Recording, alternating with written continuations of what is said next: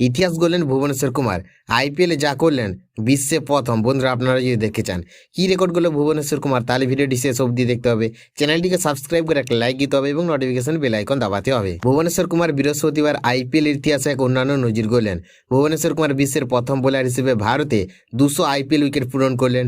এই ম্যাচে গুজরাট টাইটান্সের বিরুদ্ধে নামার আগে তার দরকার ছিল মাত্র 2টি উইকেট, আর তিনি 5 ওভারের মধ্যে সেই লক্ষ্য ছুঁয়ে ফেললেন।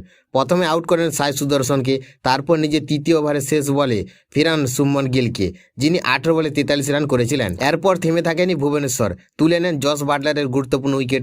চলতি ইন্ডিয়ান প্রিমিয়ার লিগ 2026-এ পার্পল ক্যাপের দৌড়ে এগিয়ে রয়েছেন তিনি। ভারতের সর্বাধিক আইপিএল উইকেট নেওয়ার তালিকায় তার ঠিক পিছনে আছেন যুজবেন্দ্র চাহাল, যার ঝুলিতে রয়েছে 186টি উইকেট। অন্যদিকে ম্যাচে প্রথমে ব্যাট করে রয়্যাল চ্যালেঞ্জার্স বেঙ্গালুরু তুলে 155 রান।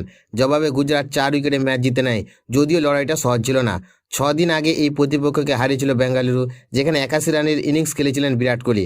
তবে এবার বড় রান পেলেন না তিনি, আর সেই সুযোগে প্রতিশোধ নিল গুজরাট।